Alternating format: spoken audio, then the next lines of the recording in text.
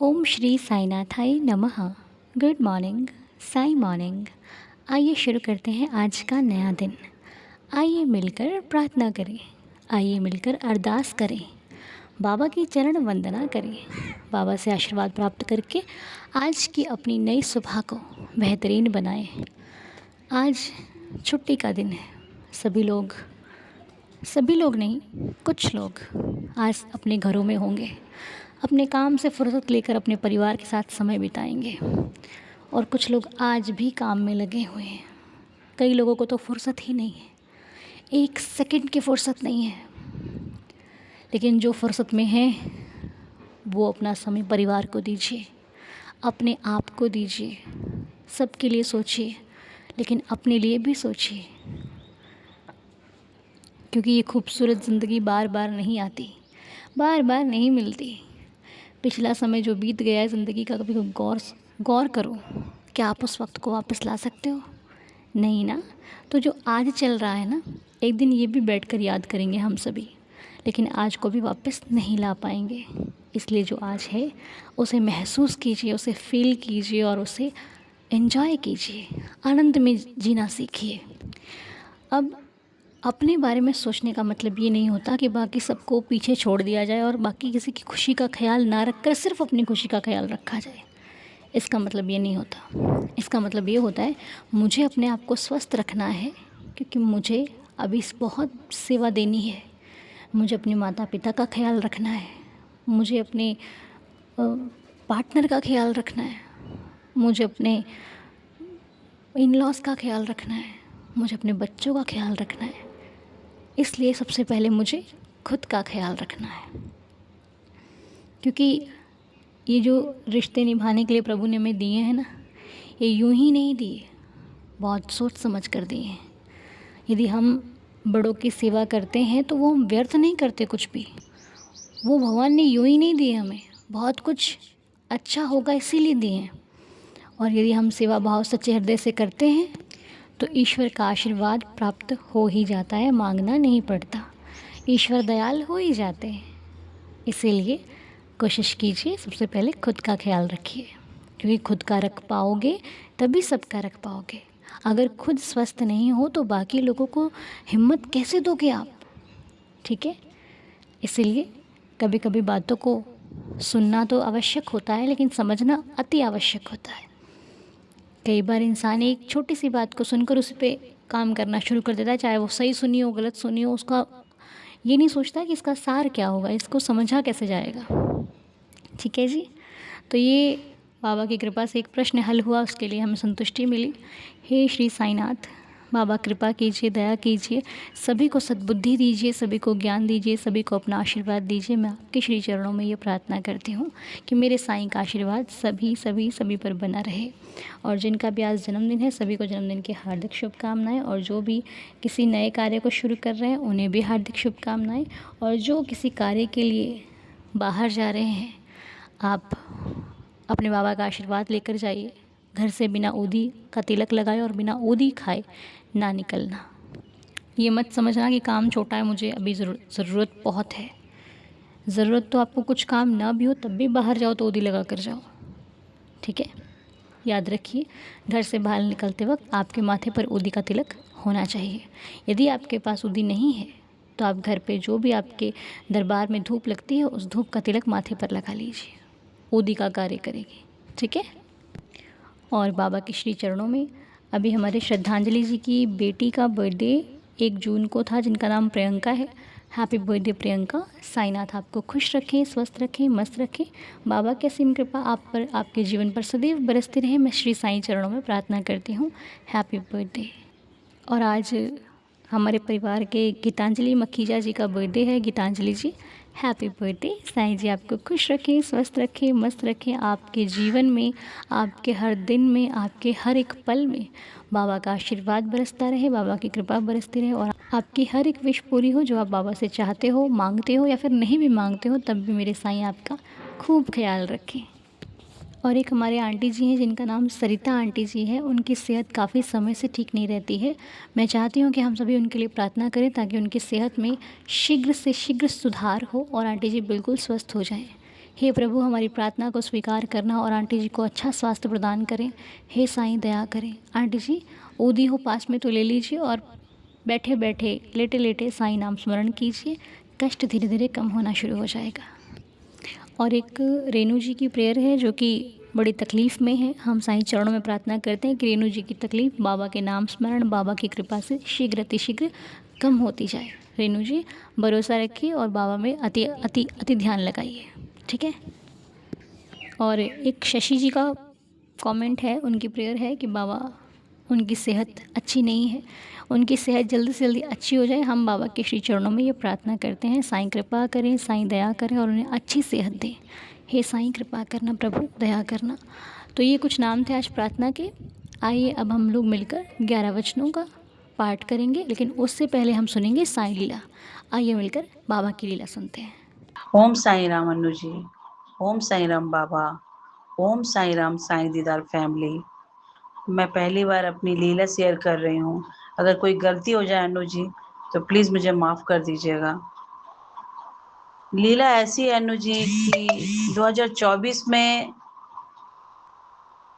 मैं अपना परिचय दे रही हूँ। मेरा नाम रीमा कुमारी है, मैं स्कूल में टीचर हूँ और झारखंड रांची से मैं बोल रही हूँ। मेरा नाम तो बता ही दिए हैं।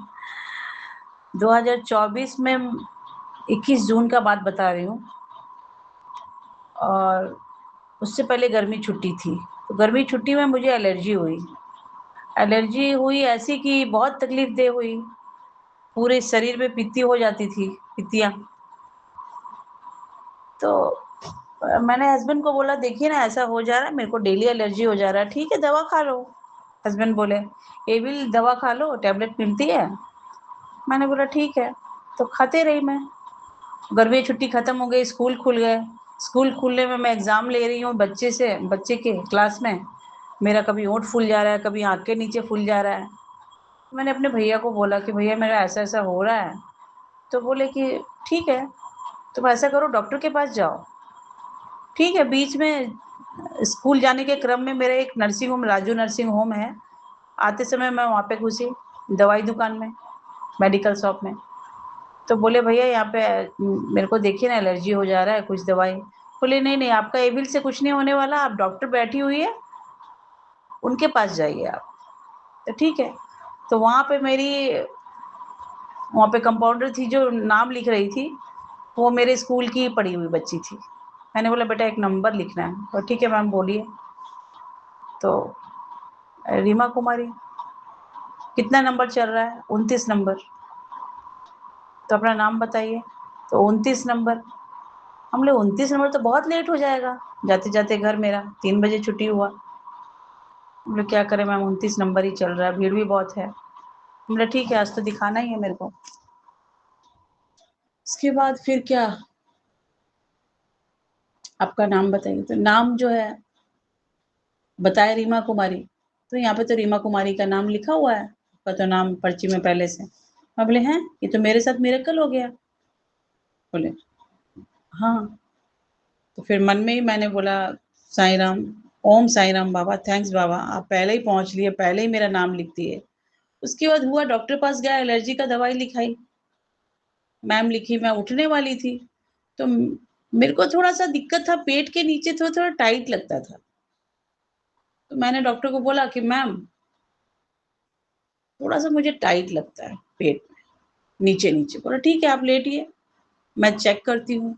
वो चेक करी तो अचंभा रह गई। बोली बाप रे! तुम्हारे पेट में इतना बड़ा गोला है, मांस का गोला है। मैं बोली हैं? बोले क्या तुम्हें कुछ पता नहीं चल रहा है? इतना दिन आपको पता नहीं चलता है? बोले नहीं मैम, मुझे तो कुछ भी दर्द-वर्द कभी नहीं हुआ, थोड़ा-सा टाइट ज़रूर लगता था। मैं बोली गज़ब! बोले आप स्कूल आ रहे हैं, जा रहे हैं, आपको कोई तकलीफ नहीं है? बोले नहीं, अल्ट्रासाउंड आप कराओ। मैं बोली ठीक है मैम। अल्ट्रासाउंड कराए, वहाँ भी सर ने बोला आपका बहुत ज़्यादा बड़ा है। उसके बाद तनु जी मैं क्या बोलूँ, मतलब कि मेरे को कुछ दिक्कत नहीं था, लेकिन जानने के बाद दिक्कत हो गया। अब बाबा मेरा साथ दे रहे हैं। उसी बीच मेरे mummy papa, father in law, mother in law सबका डेट आ रहा है। मतलब जून में ही 26 जून से जो स्टार्ट हुआ, 26 को मेरी मदर इन लॉ, 27 को मेरी मम्मी, फादर इन लॉ मेरे 29 जून, और पापा मेरे क्या बोलते हैं 2 जुलाई। 4 डेट पार होने के बाद मैंने कि मैडम को बोला, मैम आप ले लो, जब भी ऑपरेशन करना है तब आप आ जाओ। मैं बोली मैम ये डेट पे मेरे मम्मी-पापा सब लोग इसी डेट पे गए हैं, मैं क्या करूँ मैम? आगे बढ़ाइए, कुछ दिक्कत तो नहीं होगा? बोले आप सालों भर से झेल रहे हैं इसको, तो अब चलो 1 सप्ताह और आप झेल लो। मैं बोली ठीक है मैम। 3 जुलाई को मैम मैं गई, वहाँ पे एडमिट हुई, और 4 जुलाई को मैम मेरा ऑपरेशन हुआ। मैं उस चीज़ को कभी नहीं भूल सकती हूँ मैम। अनु जी, बाबा को मैं साथ में लेके गई फ़ोटो, और मेरा सफल ऑपरेशन हुआ, और 3 केजी का मेरा फाइब्रॉइड निकला, मांस का गोला। मुझे अस्थमा भी है। उसके बाबा का बहुत-बहुत धन्यवाद बोल दीजिएगा। और उस ऑपरेशन के बाद बहुत रिलैक्स भी हुआ, लेकिन मेरे को फिर शुगर भी हो गया है, थोड़ा बीपी हो गया है। प्रार्थना कीजिएगा अनु जी कि मेरा स्वास्थ्य ठीक रहे। मैं कुछ कर्ज में भी हो गई हूँ अनु जी, प्लीज़ बाबा को बोलिएगा कि मेरा कर्ज को मुक्ति करें, और बाबा हर समय मेरे साथ है। कुछ ना कुछ मिरेकल होते रहता है। बहुत सारा मिरेकल आपको बताना है Anu ji, please. Thank you Anu जी, आपका आवाज़ बहुत अच्छा। आज का लीला और आज का पाठ मैं आपके साथ-साथ बोली। मैं लाइव नहीं आ पाई आज, कुछ काम करवा रही हूँ। लेकिन मैं बाद में 1-2 घंटा के बाद ज़रूर उसको सुनती हूँ और फ़ॉलो करती हूँ। 11 वचन डेली बोलती हूँ। ओम साई राम, ओम साई राम, ओम साई राम, ओम साई राम, ओम साई राम। जो शिरडी में आएगा आपद दूर भगाएगा, चढ़े समाधि की सीढ़ी पर, पैर तले दुख की पीढ़ी पर, त्याग शरीर चला जाऊंगा, भक्त हेतु दौड़ा आऊंगा, मन में रखना दृढ़ विश्वास, करे समाधि पूरी आस, मुझे सदा जीवित ही जानो, अनुभव करो सत्य पहचानो। मेरी शरण आ खाली जाए, हो तो कोई मुझे बताए, जैसा भाव रहा जिस जन का, वैसा रूप हुआ मेरे मन का। भार तुम्हारा मुझ पर होगा, वचन न मेरा झूठा होगा। आ सहायता लो भरपूर, जो मांगा वो नहीं है दूर, मुझ में लीन वचन मन काया, उसका ऋण न कभी चुकाया। धन्य धन्य वह भक्त अनन्य, मेरी शरण तज जिसे न अन्य, अनंत कोटि ब्रह्मांड नायक, राजाधिराज योगी राज, पर ब्रह्म श्री सच्चिदानंद सदगुरु महाराज की जय। ओम साईं, ओम साईं, ओम साईं, ओम साईं, ओम साईं। अनु जी, बाबा मुझे अपने तरफ ही खींचे। शायद मैं बाबा की ही बेटी हूँ। मेरा जन्म ना ये महाराष्ट्र के देवलाली में हुआ है, इसीलिए शायद बाबा ने मुझे अपने तरफ खींचा। भगवान तो बहुत है, लेकिन बाबा बहुत सामने से सुनते हैं। और न मेरी माँ है, न पापा है, न फादर इन लॉ है, न मदर इन लॉ है, कोई भी नहीं है।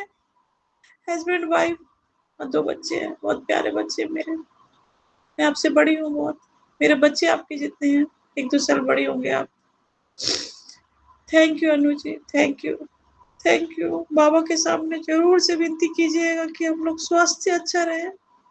अभी बहुत सारा काम हम लोग को करना है, और मैं बहुत सारी लीलाएँ अपनी दूँगी, सुनाऊँगी Anu ji. Thank you Anu ji, thank you.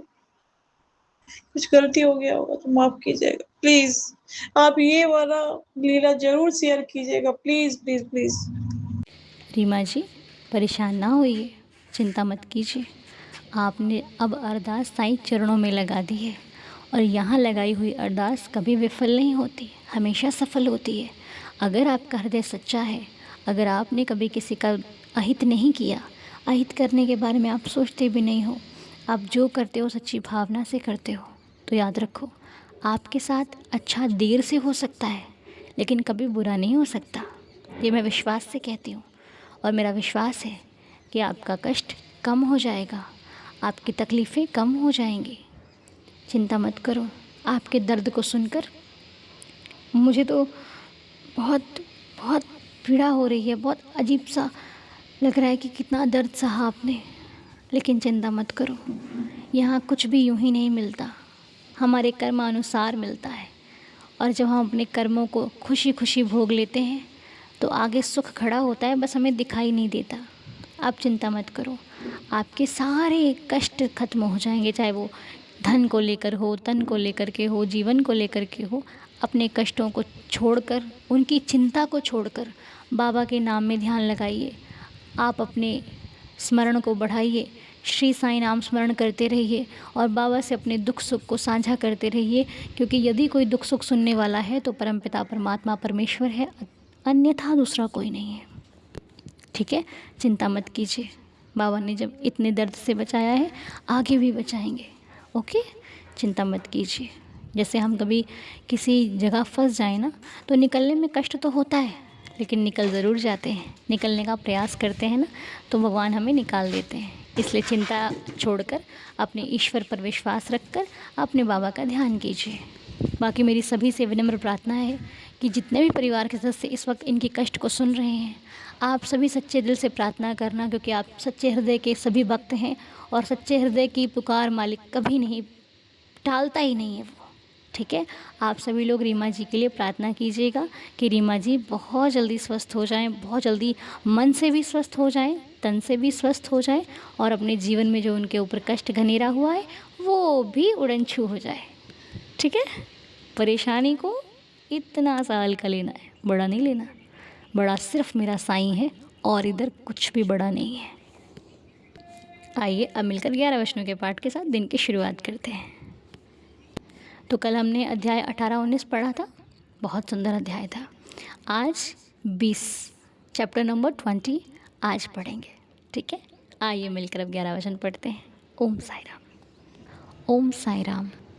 जो शिरडी में आएगा आपद दूर भगाएगा, चढ़े समाधि की सीढ़ी पर, पैर तले दुख की पीढ़ी पर, त्याग शरीर चला जाऊंगा, भक्त ही तो दौड़ा आऊंगा, मन में रखना दृढ़ विश्वास, करे समाधि पूरी आस, मुझे सदा जीवित ही जानो, अनुभव करो सत्य पहचानो, मेरी शरण आ खाली जाए, हो तो कोई मुझे बताए, जैसा भाव रहा जिस जन का, वैसा रूप हुआ मेरे मन का, भार तुम्हारा मुझ पर होगा, वचन न मेरा झूठा होगा, आस सहायता लो भरपूर, जो मांगा वो नहीं है दूर, मुझ में लीन वचन मन काया, उसका ऋण ना कभी चुकाया, धन्य धन्य वह भक्त अनन्य, मेरी शरण तज जिसे न अन्य,